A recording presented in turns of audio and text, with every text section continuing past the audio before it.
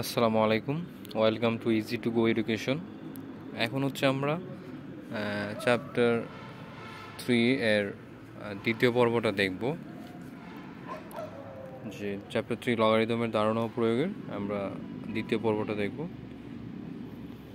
এখানে হচ্ছে তোমাদের একটা সমস্যা দিয়ে দেখো আলোচনা করতেছি যে 2023 সালে 6 ফেব্রুয়ারি তুরস্কের যে ভয়াবহ ভূমিকম্প সংঘটিত হয় তার রিক্টার স্কেলে হচ্ছে তার মাত্রা কত 7.8 রেকর্ড করা হয়, যেটা প্রায় 9 ঘন্টা পর তুরস্কের দক্ষিণ ও পশ্চিমাংশে আরও একটি ভূমিকম্প সংঘটিত হয় যার মাত্রা হচ্ছে 7.5 রেকর্ড করা হয়। তো পূর্বের ভূমিকম্পটি পরবর্তী ভূমিকম্পের চেয়ে কত গুণ বেশি ছিল বা কতটুকু শক্তিশালী ছিল এটা বের করতে বলছে। তো তোমাদের হচ্ছে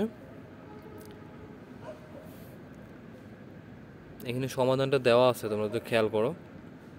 একটা বলতেছে যে একটা সংঘটিত হয়েছিল হচ্ছে কত রিক্টার স্কেলে 7.8 মাত্রা, আরেকটা হচ্ছে আবার 9 ঘন্টা পরে ঠিক আরেকটা ভূমিকম্প হয়, সেটা হচ্ছে 7.5 মাত্রার। এখানে যেটা বলতেছে যে, তো মনে করো যে এখানে হচ্ছে তোমার মনে করো আইটা হচ্ছে এখানে পূর্ববর্তী ভূমিকম্পর তীব্রতা, I2 হচ্ছে তোমার পরবর্তী ভূমিকম্প মানে 9 ঘন্টা পর যেটা হয় এটা, আর S হচ্ছে এখানে আদর্শ ভূমিকম্পের তীব্রতা। তো সুতরাং রিক্টার স্কেলে কী হবে, পূর্বের ভূমিকম্পের মাত্রাটা আমরা জানি ভূমিকম্পের মাত্রা সূত্র হচ্ছে log 10 ভিত্তিক দিয়ে I/S, এই জন্য আইটাকে আমি I1 দিলাম, এটা দ্বারা বোঝাচ্ছে হচ্ছে পূর্বের ভূমিকম্পের মাত্রা, আর পরবর্তী ভূমিকম্পের মাত্রা হচ্ছে log ভিত্তিক 10 দিয়ে I2/S।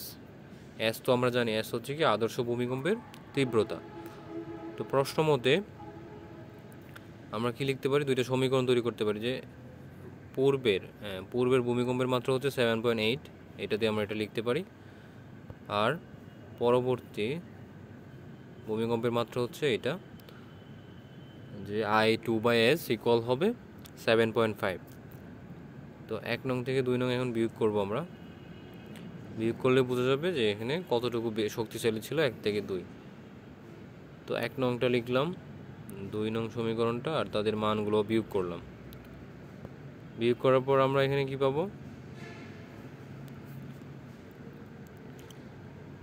বিয়োগ করার ফলে আমরা কি পাচ্ছি যে এখানে log I1 আর S যাচ্ছে, বিয়োগ মানে হচ্ছে এখানে ভাগ আকারে, লগের সূত্র জানো যে ভাগ থাকলে বিয়োগ হয়, এখানে ভাগ ছিল এখানে বিয়োগ হয়ে যাবে,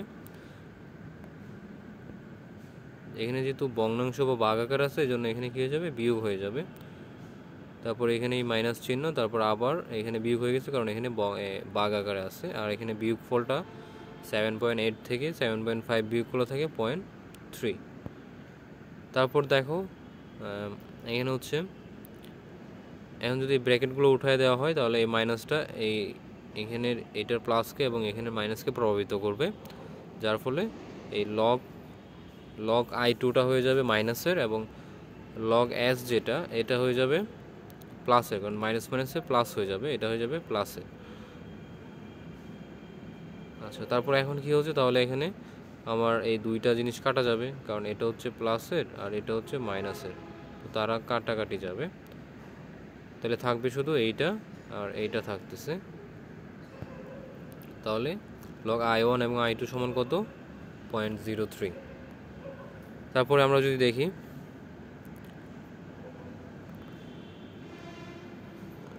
তো এইখানে দেখো এটা কি ছিল, মাইনাস আকারে আছে, তো মাইনাস আকারে থাকলে আমরা জানি ভাগ আকারে লিখতে পারি, যেমন ভাগ আকারে থাকলে আমরা মাইনাস আকারে লিখতে পারি, ঠিক সেমভাবে ভাগ আকারে থাকলে আমরা মাইনাস আকারেও মাইনাস আকারে থাকলে ভাগ আকারে লিখতে পারি।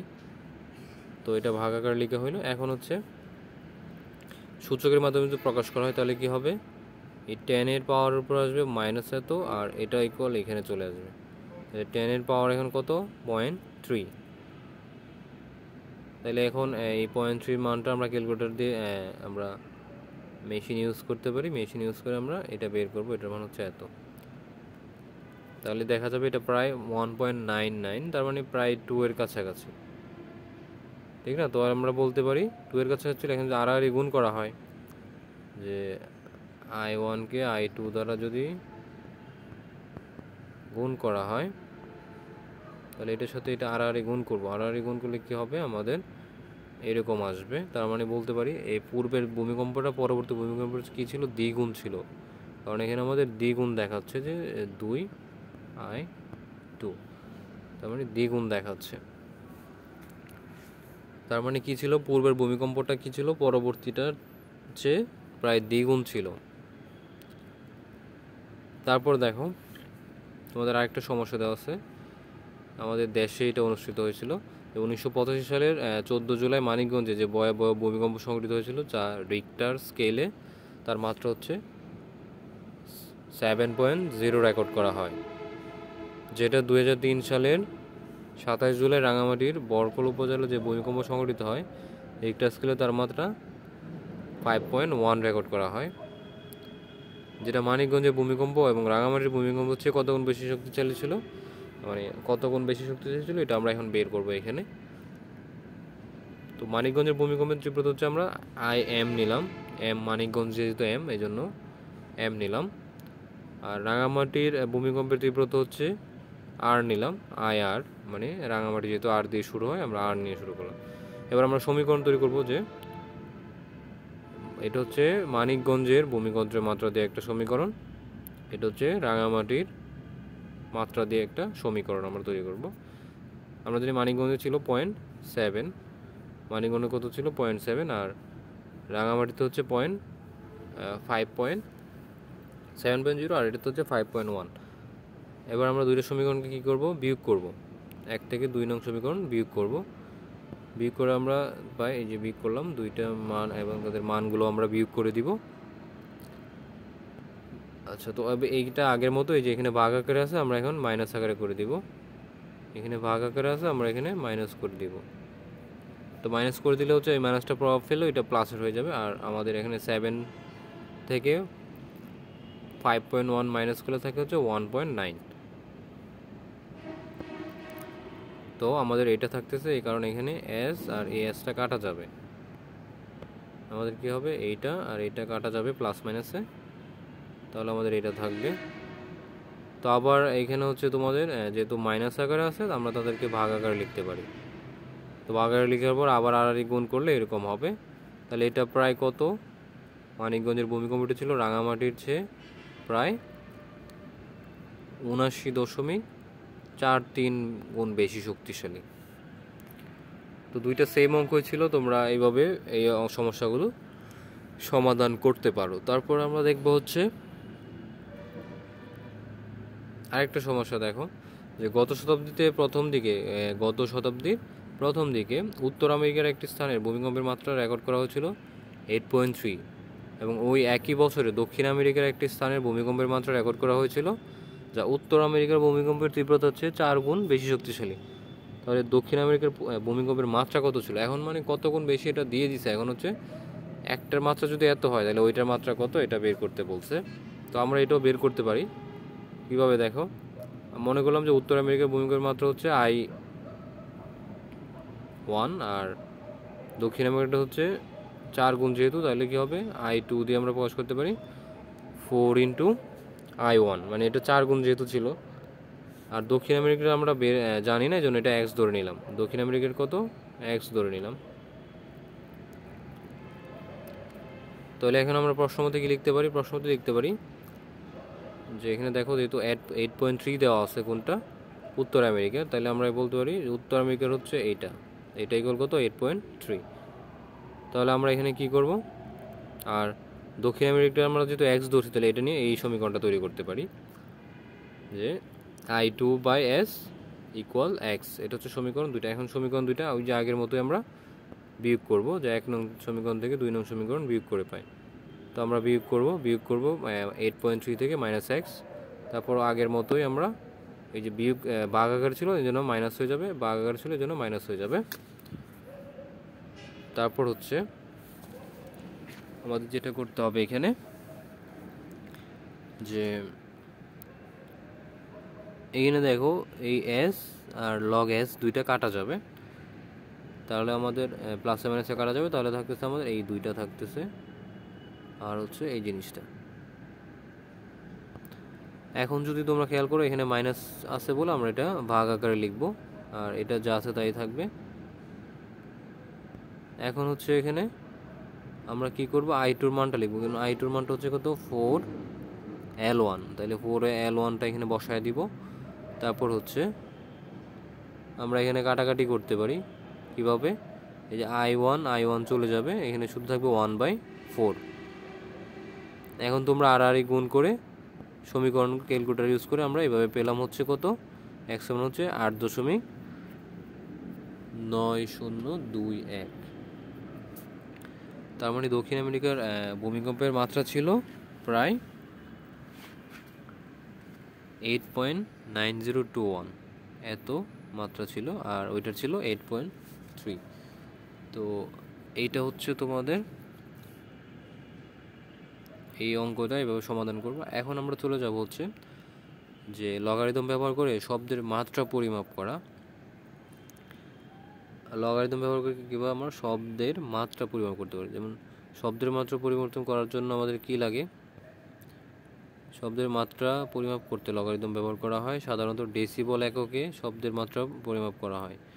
মানে শব্দ যে কতটুকু কীভাবে, মানে শব্দ কীভাবে বলবো যে শব্দ এতটুকু মাত্রা ছিল, মানে শব্দেরও তো একটা পরিমাপ আছে, তো শব্দের পরিমাপ হচ্ছে ডেসিবল দিয়ে প্রকাশ করা হয়। তো শব্দের মাত্রার সূত্র হচ্ছে ডি মানে হচ্ছে ডেসিবল, ডি হচ্ছে আমাদের ডেসিবেল, যেটা সূত্রটা হচ্ছে কি 10 log I/s, যেটা ভূমিকম্পের সূত্রের সাথে কিছুটা মিল আছে। যেখানে আই দ্বারা বোঝাচ্ছে ওয়ার্ডে প্রকাশিত প্রতি বর্গমিটারে শব্দের সর্বোচ্চ তীব্রতা, আর এস দ্বারা বোঝাচ্ছে ওয়ার্ডে প্রকাশিত প্রতি বর্গমিটার শব্দের সর্বনিম্ন তীব্রতা, যা মানুষ শুনতে পায় না। আর এই এস দ্বারা হচ্ছে এইটা আর কি, যেটা মানুষ শুনতে পায় না, এই এস এর মানটা হচ্ছে এটা হবে যে 10 - 12 পাওয়ার, এটা হবে ওয়ার্ড দ্বারা বোঝাচ্ছে ওয়ার্ড এম স্কোয়ার, মানে ওয়ার্ডে প্রতি বর্গমিটার ওয়ার্ডে কত হয়, এটা হচ্ছে এস এর মানটা, যেটা আমরা আসলে এই শব্দটা মানুষের দ্বারা শোনা সম্ভব নয়। তারপরে আমরা যদি দেখি নেক্সট স্লাইডটাতে যাই, এখানে একটা ম্যাথ দেওয়া আছে, দেখো যে ম্যাথটাতে বলছে যে একটি যন্ত্র থেকে প্রতিনিয়ত যদি 2 × 30 গুণ দিয়ে 10 স্কোয়ার ওয়াট বর্গ কিলোমিটারে মাত্রা শব্দ বের হয়, সেই স্থানে অবস্থিত মানুষের কানে কত ডেসিবেলে ওই শব্দ পৌঁছাবে। তো এটা আমরা বের করতে আমরা বলবো যে প্রথমে লিখবো শব্দের মাত্রা, সূত্রটা জানি হচ্ছে আমরা এটা যে D = 10 log I/s। আর এখানে আমাকে কি কি মান দেওয়া আছে এগুলো আমরা লিখবো। এখানে দেওয়া আছে হচ্ছে I এর মানটা এত এবং s হচ্ছে এত। এই দুইটা মান আমাদের s এর মান তো আমরা সবসময় জানি, আমরা s এর মানটা হচ্ছে এইটাতে, আমরা আগের স্লাইডটাতে দেখছিলাম s এর মান কি ছিল, এটা ছিল আমাদের s এর মান। তো এখানে হচ্ছে দেখো, তো d এর সূত্রটা আসলে কিভাবে হবে, আমরা d এর সূত্রটা তো জানি যে I/s, তাহলে I এর মানটা হচ্ছে এইটা আর s এর মান হচ্ছে এটা লিখবো। তো লেখার পর এখানে আমাদের কি হবে, এখানে এই কাজটা হবে, মানে আমাদের WM² কেটে দিব, কারণ এগুলো হচ্ছে জাস্ট প্রতি বর্গমিটারে ওয়ার্ডে এটা বোঝানোর জন্য লিখছিল। তাহলে এখানে কি হচ্ছে দেখো, এখানে 10 দেখো 2 আছে, আর হচ্ছে 10 2 আর 10 মাইনাস, তার মানে এখানে কী হয়ে যাবে, ওরা প্লাসের হয়ে যাবে, কারণ ভাগাকার আছে, তাহলে মাইনাস হবে, তো মাইনাসে প্লাস হয়ে গিয়ে এখানে 12 2 + 12 হয়ে যাবে। তো 12 + 12 হয়ে গেলে এখানে যাবে 10 এর পাওয়ার 14, 10 এর পাওয়ার 14 হয়ে যাওয়ার পরে দেখো এখানে 10 কমন নিচ্ছে, 10 কমন নেওয়ার ফলে কি হবে, শুধু থাকবে হচ্ছে log 2.3 এবং log 10 এর উপর পাওয়ার 14। এবার কি হবে, আমরা যদি পাওয়ার থাকলে কি হয় সামনে আনা যায়, তাহলে আমরা এই যে 14 থেকে এখানে সামনে নিয়ে আসলাম। এবার উভয় পক্ষ থেকে আমরা লগগুলো ছেড়ে দিলাম। লগ বলতে হচ্ছে এই লগের লগের পাওয়ার 10 পাওয়ার যদি মিলে যায় আমরা জানি 1 হয়, ওই অর্থে এখানে 1 হয়ে গেছে, আর এখানে লগটা উঠায় দেওয়া হয়েছে। তো আমরা এটা পাইলাম। তারপর এটা আসলে সাধারণ ক্যালকুলেশন করে আমরা গণনা করে পেলাম হচ্ছে কত, প্রায় 144। তাহলে শব্দের মাত্রা ছিল হচ্ছে কত, 144 ডেসিবল। নেক্সট আমরা দেখব একটা ইট ভাঙার মেশিন থেকে প্রতিনিয়ত হচ্ছে 3.4 ইন্টু 10 কিউব ওয়ার্ডে বা প্রতি বর্গমিটার এরকম মাত্রার একটা শব্দ বের হচ্ছে। সেই স্থানে ইট ভাঙার শ্রমিকের কানে কত ডেসিবেল ওই শব্দ পৌঁছায়। এটা যদি আমরা বের করতে চাই তাহলে আমাদের করতে হবে প্রথমে শব্দের মাত্রা সূত্রটা আমরা জানি, I/S। তারপর হচ্ছে এখানে আয়ের মানটা হবে কত, 3.14 এইটা, আর এটার মাত্রা আমরা জানি, এটা দেওয়া থাকে। তো এখন যদি সূত্রটা আমরা এখানে লিখি, এখানে হচ্ছে আয়ের মান, এখানে এস এর মান আগেরটার মতোই। তারপর আমরা কি করব, এখানেও দেখো ওই 12টা কী হয়ে যাবে, মাইনাস মাইনাসে প্লাস হয়ে যাবে, তার মানে ওরা হয়ে যাবে কত, 15 হয়ে গেলে আমরা 15টাকে সামনে আনবো। আমরা জানি 15 যদি দিকে থাকে তাহলে 15টা সামনের দিকে চলে আসবে। আসার পর আমরা লগ কমন নিয়ে নেবো সবগুলো থেকে, আর 10 1 হয়ে যাবে। তারপর এখানে আমরা ক্যালকুলেশন করে পেয়ে যাব হচ্ছে 1.54.969। তাহলে ওই শ্রমিকের কানে প্রায় এই ডেসিবলে শব্দটা পৌঁছাবে। এটা হচ্ছে তোমাদের অ্যান্সার। এখন যদি আমরা নেক্সটে যাই, তোমাদের একটা উদাহরণ দেওয়া আছে, দেখো আরেকটা উদাহরণ, যে কোনো উৎস থেকে শব্দের মাত্রা প্রতি বর্গমিটার যদি 4.1 - 5 পাওয়ারে যায় তাহলে ওইটার ডেসিবেলে প্রকাশ করতে হবে। আমরা দেখি কীভাবে ওইটা, আমরা এই যে আগের মতো এই সূত্রটা লিখবা। তারপর এখানে আয়ের মানটাও কী হবে, এটা দেওয়া আছে উদ্দীপকে, আর এটা তো আমরা জানি এস এর মানটা সবসময় এটাই হয়। তারপর আয়ের মান, এস এর মানটা আমরা এখানে লিখবো। তারপর আবারও ওইভাবে ভগ্নাংশে আমরা এই যে প্রকাশ করবো, WM² উঠাই দিব। তারপর এখানে দেখো, এখানে এখন দুইটাই মাইনাস, তার মানে এখানে কী হয়ে যাবে, এখন মাইনাস হচ্ছে প্লাস হইলেও মাইনাসের 5টা কিন্তু রয়ে যাবে, মাইনাসের 5টা কিন্তু এখানে রয়ে যাবে, -12। তার মানে এখানে কী হচ্ছে, -5 + 12, তার মানে এখানে থাকবে হচ্ছে 7 থাকবে। তাহলে 7টাকে আমরা সামনে আনবো, এই যে 7টাকে আমরা সামনে নিয়ে আসবো। এখানে জাস্ট এইগুলো গুণ করা হচ্ছে, 7টাকে সামনে আনবো, তারপর 10 হয়ে যাবে, তার মানে এখানে লগ 10 1 হয়ে যাবে। তারপরে এখানে সাধারণ ক্যালকুলেশন করে আমাদের বের হবে কত, 76। তার মানে শব্দটার মাত্রা হবে কত, 76 ডেসিবল। তারপরে আমরা যদি দেখি আরেকটা, দেখো যে একটা ইঞ্জিন চালিত অটোরিক্সা থেকে শব্দের মাত্রা প্রতি বর্গমিটারে যদি এত হয় তাহলে অটোরিক্সাতে বসা অবস্থায় তোমার কারণে কত ডিগ্রিতে এই শব্দটা পৌঁছাবে, কত ডেসিবলে এই শব্দটা তোমার কানে পৌঁছাবে। তাহলে আবারও শব্দের মাত্রা ওই সূত্রটাই, একই সূত্র। তারপর আয়ের মানটা তোমাকে দেওয়া আছে এটা, আর এস এর মানটা হচ্ছে, এটা আমরা জানি সবসময় 10 পাওয়ার -12 হয়। তারপর এটা লেখার জন্য এখন দেখো, এখন কত, এখন -6 এর সাথে মাইনাস হবে -12, তার মানে এখানে কী হবে, -6, আর এই মাইনাস আর এই মাইনাসে মিলে কী হয়ে যাবে, +12। তার মানে এখানে থাকবে হচ্ছে +6 থাকলে এই যে এখানে +6 থাকতেছে, এখানে সরি এখানে ওরা 9 দিয়ে দিচ্ছে বলে, তো এটা কী হবে, 6 হবে। তারপর দেখি, তারপর যদি দেখা হয়,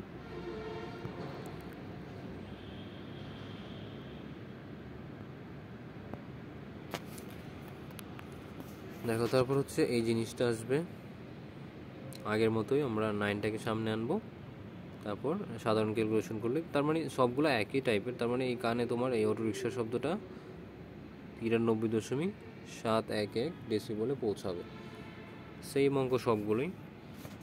তারপরে যদি আমরা আগাই, উদাহরণ 3-এ দেখো কি বলতেছে, একটা গরম পানির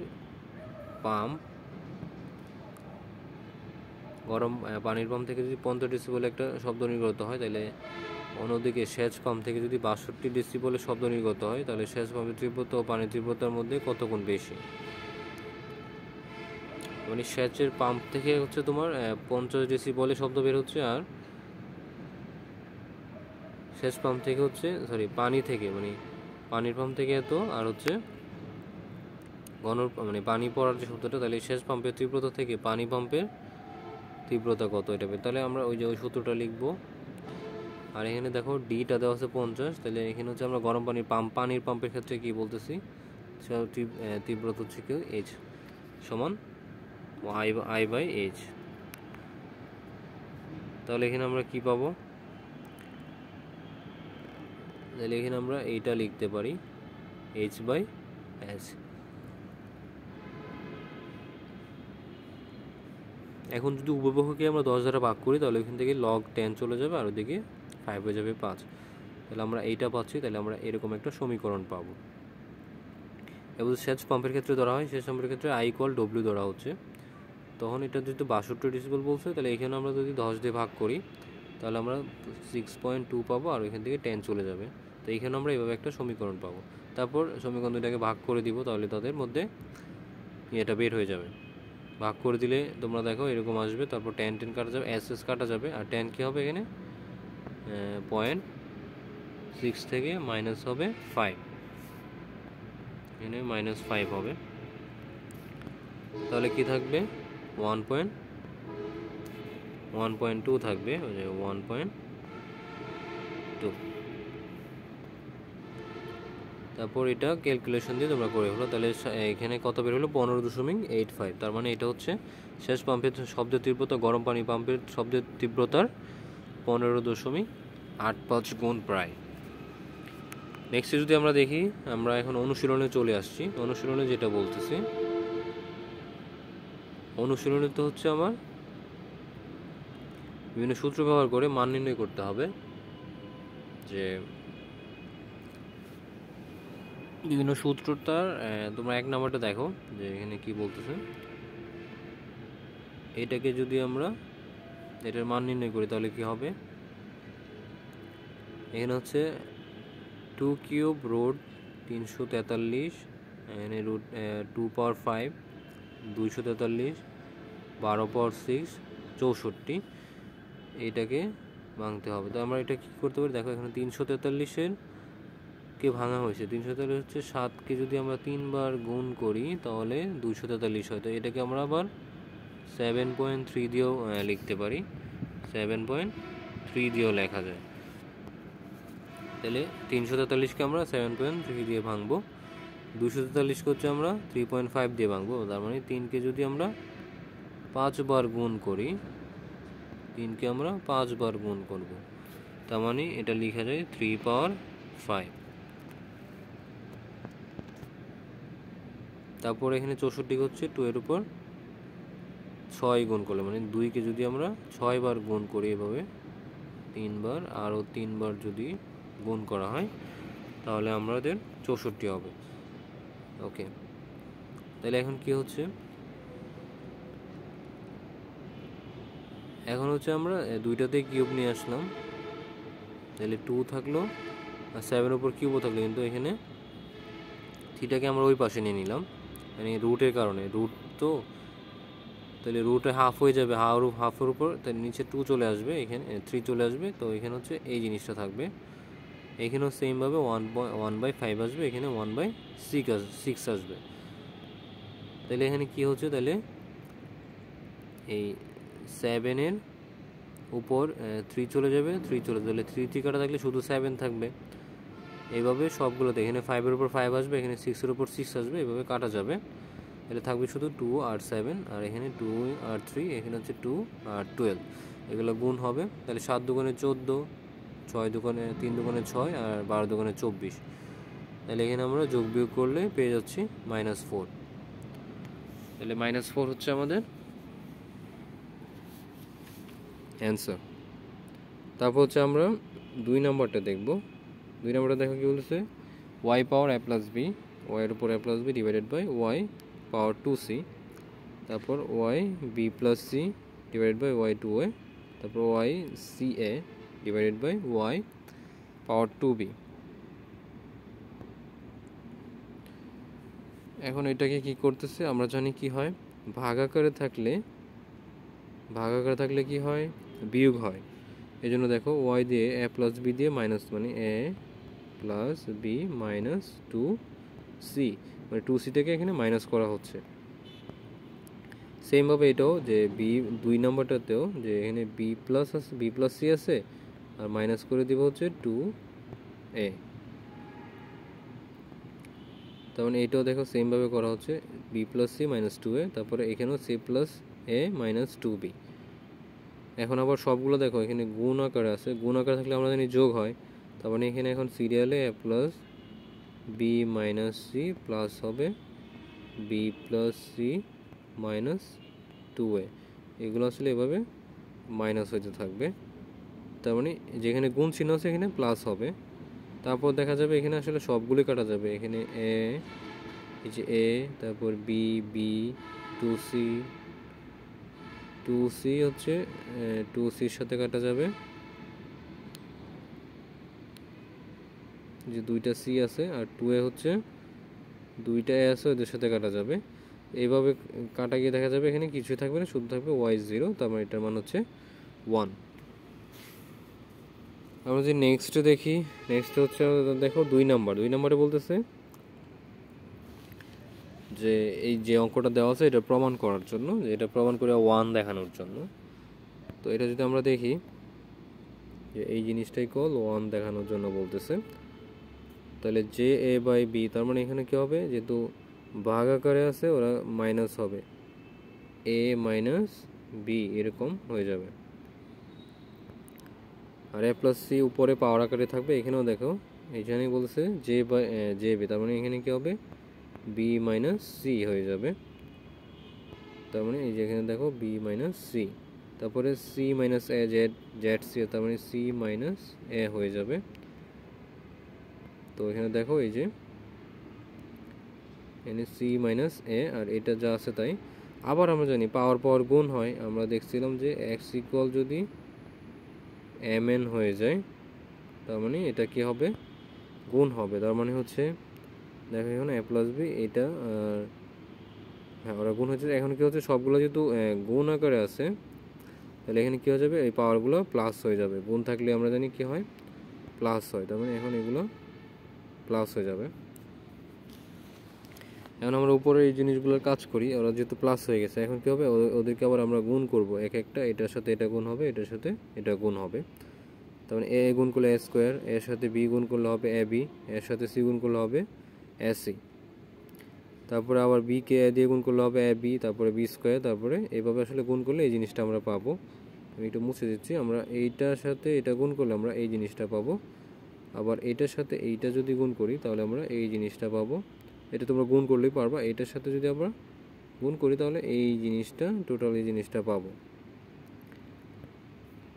এখন আমরা এখানে কি করব, সবগুলো সিরিয়ালে লিখতে পারি বা এখানে কাটাকাটি করতে পারি। দেখা যাবে যে সবগুলো এখানে কাটা যাবে, যে যেমন এখানে এ বি এ বি কাটা দিয়ে দিছে, তারপরে এখানে দেখো বিসি বিসি কেটে ফেলছে, তারপরে এখানে সি এ সি কেটে দিছে, তারপরে আমরা এই জিনিসটা পাই, কাটাকাটির পরে আমরা এই তিনটা জিনিস এভাবে পাবো।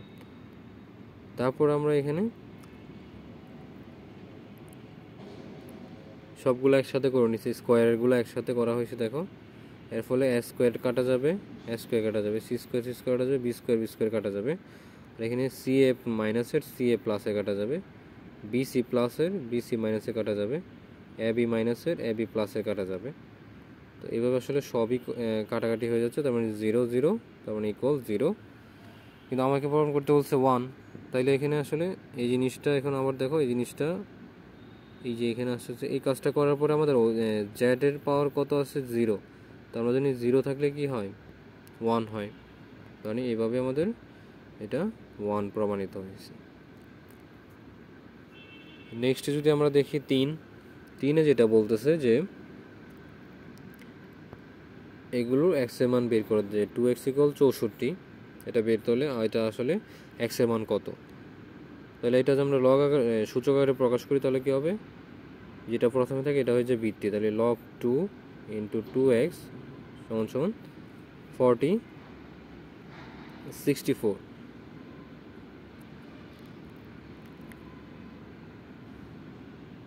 আর এখানে যেভাবে করতেছে উভয় পাশে তারা লগ 2 নিয়ে কাজ করছে। তারপর কি হবে আমরা জানি যে যেটা পাওয়ার আগে থাকে এটা কি চলে আসে সামনে চলে আসে, তারপর 64। তো 64কে আসলে কি করতে হবে, 2 এর উপর যদি 2কে যদি 6 বার গুণ করা হয়, 2কে 6 বার গুণ করলে আমরা 64 পাই। তার মানে এখানে 2 এর পাওয়ার হবে কত, তার মানে আমরা লিখতে পারি 2 এর পাওয়ার 6। তাহলে x এর মান হবে মানে জিনিসটা হবে হচ্ছে এরকম যে 2 এর পাওয়ার x ইন্টু 2 এর পাওয়ার 6। তাহলে আমার x ইকুয়াল থাকতেছে 6।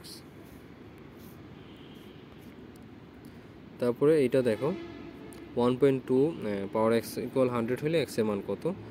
এখানে ওই পাশে কী করলো, ওরা লগ নিয়ে নিল। বা তুমি জিনিসটাকে এভাবে প্রকাশ করতে পারো যে x ইকুয়াল হচ্ছে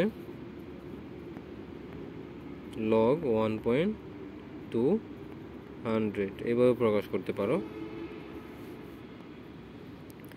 তো এভাবে প্রকাশ করলে কি হবে, তোমার এখানে এরকম আসবে, তখন এই দুইটা মিলে আসলে 1 হয়ে যাবে।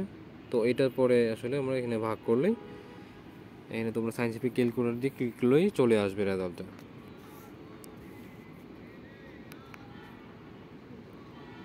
এখন যদি আমরা 3 নাম্বারটা দেখি, 3-এর যেটা বলতেছে 7x ইকুয়াল 5 হবে। এটা যদি করা হয় তাহলে কি হবে, উভয় দিকে আমি কি করলাম, এখানে লগ 7 নেওয়া হয়েছে উভয় পাশে। তারপরে এই 7টাকে এক্সটাকে সামনে নেওয়া হয়েছে, তাহলে এই লগ 7 কী হবে, আমরা জানি যে লগ এ মিলে কি হয়ে যায়, 1 হয়ে যায়। তাহলে এখানেও এই যে এক্স এর পরে 1 হয়ে গেছে, আর ওইটা লগ 7 যেহেতু এটাই আছে। তারপর আমরা কি করব, এখানে ভাগ করে দিব যে কত এ 5 এটা আসলে তোমরা ডিভাইস ব্যবহার করে করতে পারবা। তারপর 4-এ দেখো যেটা বলতেছে যে 1/5 যদি 2/3 যদি x হয়, তাহলে 7 ইকুয়াল 7 হইলে x এর মান কত। তার মানে এখানে আমরা কি করলো, উভয় পাশে লগ 2/3 নিয়ে নিল। যেহেতু এখানে দেখো ফার্স্টে কি আছে এটাই তারা নিয়ে নিচ্ছে। x এর ভিত্তিটা কত, ভিত্তিটা কি হচ্ছে 2/3। তো 2/3টাকে আমরা কি করব, সামনে নিয়ে নেব, তাহলে কি হবে 7 থাকবে এখানে যা আছে তাই। এটাও তোমাদের ডিভাইস বের করেই করতে হবে, মানে সেম কাজটাই বারবার আসতেছে। তোমরা এইভাবে এই অ্যান্সারগুলো করে নিতে পারো। তারপরে 4 নম্বরটা দেখো, 4 নম্বর যেটা বলতেছে তোমাদের যদি 10% চক্রবৃদ্ধি মুনাফা হারে, আমরা কিন্তু উদাহরণে এই ধরনের অঙ্ক করে আসছি যে 10% চক্রবৃদ্ধি মুনাফা 3 বছরে কত বছরে 3 গুণ হবে। মানে তোমার হচ্ছে তুমি যে ইনভেস্ট করছো 10,000 টাকা যদি ইনভেস্ট করে থাকো, তাহলে তোমার প্রতি বছর 100 টাকা, তোর 1,000 টাকা বাড়তে থাকবে। ওইটার উপরও আবার সুদ হতে থাকবে। এটাকে চক্রবৃদ্ধি মূলধন বলে। চক্রবৃদ্ধি মূলধনের একটা সূত্র ছিল, তোমাদের মনে আছে কিনা, যে এই সূত্রটা, এখন যদি 10% তোমার টাকা বাড়তে থাকে, তাহলে এটা কত বছরে 3 গুণ হবে। মনে করো তুমি 100 টাকা ইনভেস্ট করছো, তাহলে এটা কত বছরে 300 টাকা হবে। এটা হচ্ছে এখানে বের করে দেখাইতে হবে। তো আমরা প্রারম্ভিক মূলধন নিলাম হচ্ছে পি, তারপর চক্রবৃদ্ধি মুনাফা হচ্ছে a ইকুয়াল 3p। কারণ হচ্ছে কি চক্রবৃদ্ধি মূলধনটা 3 গুণ হইতে হবে, তার মানে এর মান হবে হচ্ছে 3p। আর চক্রবৃদ্ধি মুনাফার হার হচ্ছে এখানে 10%, এটা দেওয়া আছে তোমাদের অঙ্কে। তো 10%কে আমরা এইভাবেও প্রকাশ করতে পারি। তো সূত্র থেকে আমরা কি পাই, যে 3p মানে a ইকুয়াল হচ্ছে p ইন্টু 1 প্লাস আর মানে হচ্ছে এখানে আমার এই যে 10%টা, আর এনটা তো আমি বের করবো কত বছরে, এন এর মানটা আমার বের করতে হবে। তার মানে এখানে আমরা সরলীকরণ করলে আমরা মানটা বের হয়ে যাবে কত, 11.5267। তার মানে মূলধন হচ্ছে প্রায় 11, মানে প্রায় 11.5 বছর এটা দ্বিগুণ হবে। তারপর হচ্ছে দেখো 5-এ যদি আমরা যাই, 5 নম্বরে তোমাদের বলতেছে করোনা ভাইরাসের নাম তোমরা সবাই জানো। এই ভাইরাস দ্রুত ছড়ায়। ভাইরাসটা যদি একজনের থেকে প্রতিদিন 3 জনে ছড়ায়, এবং তবে একজন থেকে 1 মাসে মোট কতজন করোনা আক্রান্ত হবে, মানে একজন থেকে 3 জনের ছড়ায়, তার মানে 1 মাসে একজন থেকে মোট কত, প্রতিদিন বলছে, প্রতিদিন যদি একজন থেকে 3 জনে ছড়ায়, তাহলে কত দিনে 1 কোটি মানুষ আক্রান্ত হবে, বা 1 মাসে কতজন করোনা আক্রান্ত হবে। তারপর তো আমরা 1 মাসে কত আক্রান্ত হয় এটা বের করি। তোমাকে কিন্তু 2টা কোয়েশ্চেন করা হয়েছে। 1 মাসে এভাবে যদি প্রতিদিন যদি একজন থেকে 3 জন হয়, তাহলে তোমাকে 1 মাসে মোট কতজন আক্রান্ত হবে, আবার 1 কোটি আক্রান্ত হইতে কতদিন লাগবে। তাহলে প্রাথমিক আক্রান্তের সংখ্যা হচ্ছে কত, 1, আক্রান্তের হার হচ্ছে প্রতিদিন 3 জন করে, এটা তোমাদের দেওয়া আছে। আক্রান্তের সময়কাল হচ্ছে 1 মাস, যেটা আমরা প্রথমে 1 মাস এটা বের করতেছি। তাহলে আমাদের কি হবে, আমরা মোট আক্রান্তের সংখ্যা কীভাবে বের করব, যে প্রাথমিক আক্রান্তের সংখ্যা হচ্ছে এত কোন আক্রান্তের হার আর হচ্ছে সময়কাল। তাহলে দেখো প্রাথমিক আক্রান্তের হার হচ্ছে কত ছিল আমাদের, প্রাথমিক আক্রান্তের সংখ্যা তো একজন থেকে ছড়াবে, এটা 30 দিন ছড়াবে 3 জন করে। তার মানে দেখো কতজন হয়, এখানে প্রায় লক্ষ কোটি মানুষে পৌঁছায় যায়, তার মানে খুবই দ্রুত ছড়ায় এটা। তারপরে দেখো এখন 1 কোটি মানুষ আক্রান্তের ক্ষেত্রে এটা সময়কাল কত লাগবে। 1 কোটি আক্রান্তের ক্ষেত্রে হচ্ছে সময়কাল 3 দিন হলেও হয়ে যাবে। তার মানে 3 দিন ধরলে এখানে হচ্ছে 3 দিয়ে টিটা, মানে সময়টাকে আমরা টি ধরে নিলাম, কিন্তু আমরা জানি না কত সময় লাগবে, আর 1 কোটি এখানে দিয়ে দিলাম। তোমরা জানো 1-এর পর 7টা শূন্য দিলে আমাদের 1 কোটি হয়ে যায়। তার মানে এখানে আমরা 1কে ওই পাশে নিয়ে নেব, কারণ এখানে গুণ আকার আছে, আমরা ওই পাশে নিলে ভাগ করে দিলে, তো 1 কোটিকে 1 দ্বারা ভাগ করলে তো 1 কোটি হবে, তাহলে 3টি। এখন হচ্ছে তোমরা এখানে লগ ইউজ করে এটা করতে পারো, উভয়কে লগ 3 আনলো, কারণ 3 প্রথমে ছিল, তাহলে আমরা লগ বৃদ্ধি হচ্ছে 3 নিবে, 3 নিয়ে অঙ্কটা আমরা ডিভাইস ব্যবহার করে করতে পারি। তাহলে আমাদের আসবে কত, 14.6713 এটা আসতেছে। তার মানে প্রায় 15 দিনই বলতে পারো, 15 দিনে 1 কোটি মানুষে আক্রান্ত হবে। তার মানে 1 কোটি মানুষ আক্রান্ত হইতে 15 দিন লাগবে, যদি একজন থেকে 3 জনে এই হারে ছড়ায় প্রতিদিন। তারপরে দেখো 6 নম্বর যেটা বলতেছে, সেতু চাচা 3 বিঘা জমি আছে, তিনি তার জমির উর্বরতা ঠিক রাখার জন্য প্রতি বছর 30 কেজি জৈব সার প্রয়োগ করেন। প্রতি কেজি সারে যদি প্রতি গোটা জমির উর্বরতা 3% করে বৃদ্ধি পায়, তবে সেতুর চাচার জমির অবক্ষয় বের করো। তিনি যদি জমির সার প্রয়োগ না করতেন, তাহলে কত বছর পরে তার জমিতে আর কোনো ফসল হবে না। তার মানে উর্বরতা ঠিক রাখার জন্য হচ্ছে কী করে, 3 বিঘা জমিতে সে 30 কেজি জৈব সার দেয়, আর প্রতি কেজি সারে তার হচ্ছে 3% করে বৃদ্ধি পায়। তাহলে 30 কেজিতে কত হবে, 90%। তাহলে আমরা সমাধানটা করি। সমাধানটা কী হবে, প্রথমে দেখো 3 বিঘা সমান হচ্ছে কত কাটা, 60 কাটা। তাহলে সার প্রয়োগের প্রতি কাটার উর্বরতা কত, পি ধরে নিলাম আমরা। তো সার প্রয়োগের পর কী হবে, 1 কেজি সারের জন্য 1 কাটার উর্বরতা হবে কত, 3% করে বাড়বে। তার মানে পি প্লাস এত সমান এত। তার মানে এটা আমরা এই 1.03 পি আকারে এটা প্রকাশ করতে পারি। তাহলে 30 কেজি সারের জন্য এখন দেখো 30 কাটার উর্বরতা কত হবে, 1 কেজি সারের জন্য বেরোলো, এখন 30 করে আমরা 30 দিয়ে গুণ করবো। তাহলে এটাকে 30 দিয়ে গুণ করলে, আমরা যদি 30 দিয়ে গুণ করি 1.03কে, তাহলে আসবে কত, তাহলে আসবে হচ্ছে 30.9 পি। তার মানে হচ্ছে শর্ত অনুসারে তাহলে বাকি কাটার উর্বরতা বৃদ্ধি পায় না, সেক্ষেত্রে কি 30 কাটার জমির উর্বরতা হবে 13 পি। তাহলে 3 বিঘা বা 60 কাটা জমির উর্বরতা সারের প্রয়োগের পর কত হবে,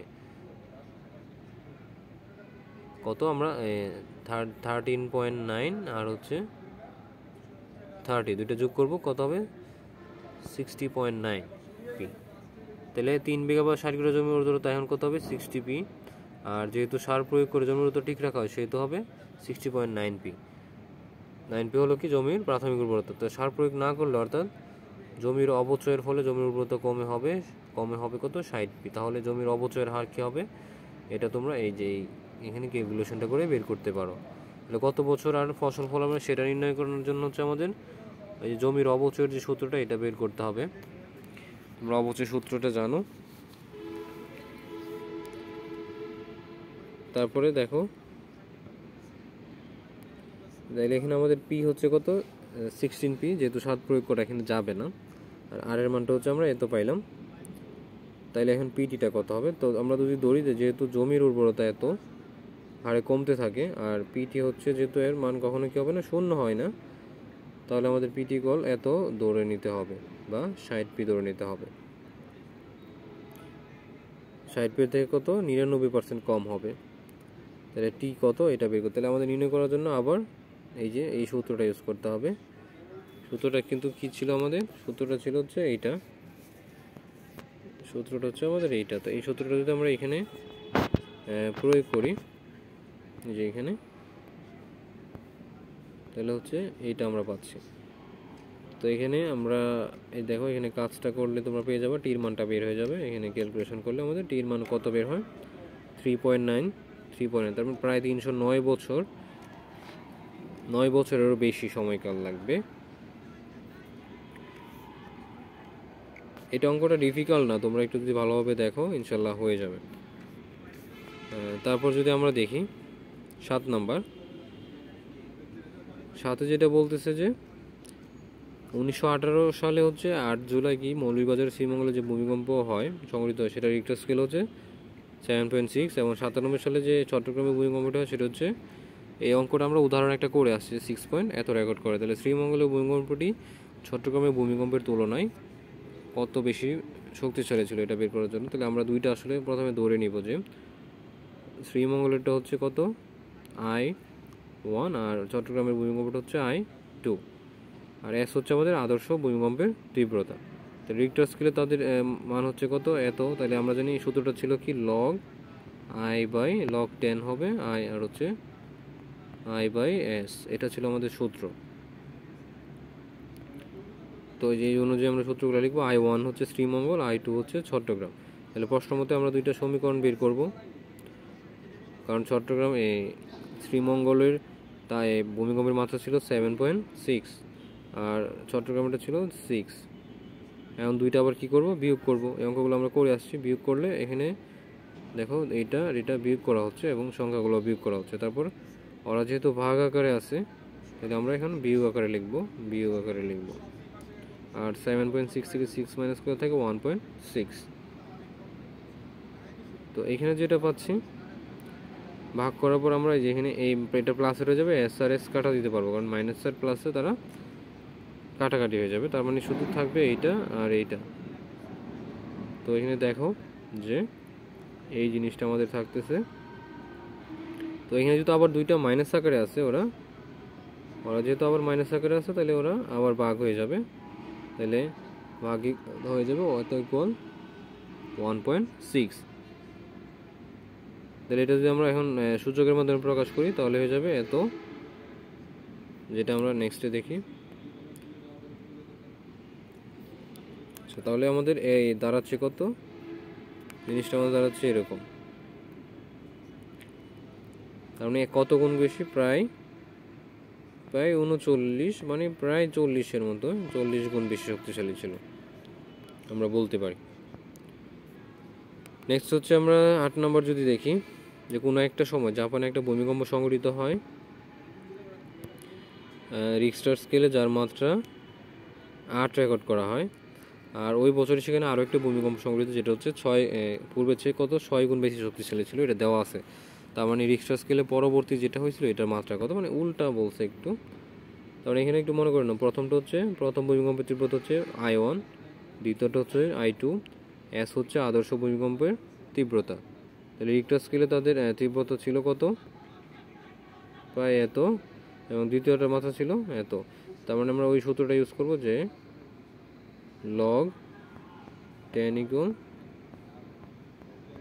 I/s, এই সূত্রটাই আমরা এখানে ইউজ করব। এবং তাহলে আমরা দুইটা সমীকরণ পাবো, একটা হচ্ছে প্রথমটা এবং উপর হচ্ছে দ্বিতীয়টা। তারপর আগের মতো বিয়োগ করব।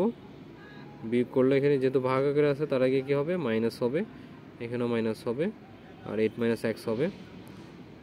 তারপর আমরা এখানে এই যে মাইনাস ব্র্যাকেটটা উঠিয়ে দিলে এখানে এই প্লাসের এস এবং মাইনাসের এস কাটা যাবে, থাকবে হচ্ছে এই দুইটা। তো এরা দুজন যেহেতু আবার মাইনাস আকার আছে, তাহলে তাহলে ভাগ হবে, ভাগ হইলে এখানে আবার এদিকে আমরা লগারিদমের মাধ্যমে প্রকাশ করে আমরা এর মান বের করতে পারি। তো আমরা দেখি তাহলে এখন কি হবে, এই শর্ত অনুসারে হচ্ছে 6 গুণ যেহেতু বেশি, তাহলে 6 দিয়ে গুণ করতে হবে। তাহলে এখন আমাদের এটা আরেকটা সমীকরণ হবে, সমীকরণ 4। তাহলে 3 এবং সমীকরণ 4 থেকে আমরা কি পাই, এই যে এটা পাই। তো এখানে এসে মানটা বসাই দিব, ওইদিকে লগ 10 যোগ করা হয়েছে, মানে লগের মাধ্যমে তোমরা এখানে ক্যালকুলেশন করে তোমরা এখানে পেয়ে যেতে পারো মানটা যে কত। দ্বিতীয়টার মাত্রা ছিল 8.778। তারপরে যদি আমরা দেখি লাস্ট যে 9 নম্বর অঙ্কটা, এটা যদি তোমরা দেখো, বলা হচ্ছে 1999 সালের জুলাই মাসে কক্সবাজারের মহেশখালীতে যে ভূমিকম্প হয় তার রেকর্ড করা হয় কত 5.2, এবং 2023 সালে 6 ফেব্রুয়ারি তুরস্কের দক্ষিণাংশে যেই ভয়াবহ ভূমিকম্প হয় সেটা হয় মহেশখালী ভূমিকম্পের তীব্রতা হচ্ছে কত 398 গুণ বেশি শক্তিশালী। তাহলে তুরস্কের দক্ষিণাংশের ভূমিকম্পের মাত্রা কত ছিল এটা বের করার জন্য, তারপরে এখানে কত গুণ শক্তিশালী এটা দেওয়া আছে। তার মানে আমাদের তুরস্কেরটা ধরে নিলাম হচ্ছে I1, আর মহেশখালীরটা ধরে নিলাম হচ্ছে I2, আর এস হচ্ছে আমাদের আদর্শ ভূমিকম্পের তীব্রতা। তাহলে রিক্টার স্কেলে দুজনের মাত্রা ছিল, এটা আমরা এই সূত্রের মাধ্যমে এটা প্রকাশ করতে পারি, দুজনকে মহেশখালী এবং তুরস্কেরটা। তারপর আমরা দুইটা সমীকরণ পাবো, ঠিক আছে। তো তুরস্কের তো ভূমিকম্পের তীব্রতা আমরা জানি না, জন্য তুরস্কেরটা আমরা এক্স ধরে নিলাম। এখন আমরা দুইটা বিয়োগ করব, বিয়োগ করলে আমরা কি পাচ্ছি, বিয়োগ করলে আমরা পাবো হচ্ছে এই জিনিসটা সমীকরণ আকারে আমরা প্রকাশ করব। তারপর বিয়োগ করে এটা বিয়োগ করবো, কারণ ভাগ আকারে থাকলে বিয়োগ হবে আগেরটার মতোই। তারপর এখানে আমরা ব্র্যাকেট উঠে দিলে এনে এস লগের এসটা মাইনাস হয়ে কাটাকাটি হয়ে যাবে। তারপর আমাদের এই জিনিসটা থাকবে। এবং নেক্সটে যদি দেখি, তো এখানে বলছে কত গুণ বেশি, 398 গুণ বেশি। তার মানে আমরা এইভাবে এই সমীকরণ আকারে এখানে এই জিনিসটা লিখতে পারি, এবং 398 দিয়ে গুণ করতে হবে যেহেতু 398 গুণ বেশি বলছিল। তারপর হচ্ছে আমাদের এইখানে এসে মানটা বসাইতে হবে। তারপর এখানে লগের এটা প্রয়োগ করতে হবে, লগ প্রয়োগ করে আমরা ক্যালকুলেশন করে পাবো হচ্ছে এই জিনিসটা 7.79988,037, মানে প্রায় 8 মাত্রায় একটা ভূমিকম্প হয়েছিল তুরস্কে। তো এটা হচ্ছে তোমাদের 9 নাম্বার। তো থ্যাঙ্কস ফর ওয়াচিং, এটাই ছিল আমাদের তৃতীয় চ্যাপ্টার। তো আমাদের চ্যানেলটি ইজি টু গো এডুকেশন চ্যানেলটাকে সাবস্ক্রাইব করবেন, লাইক করবেন এবং কমেন্ট করবেন, যাতে আমরা উৎসাহিত হয়ে আরও আপনাদের জন্য ভালো ভালো ভিডিও দিতে পারি। ধন্যবাদ, আসসালামু আলাইকুম।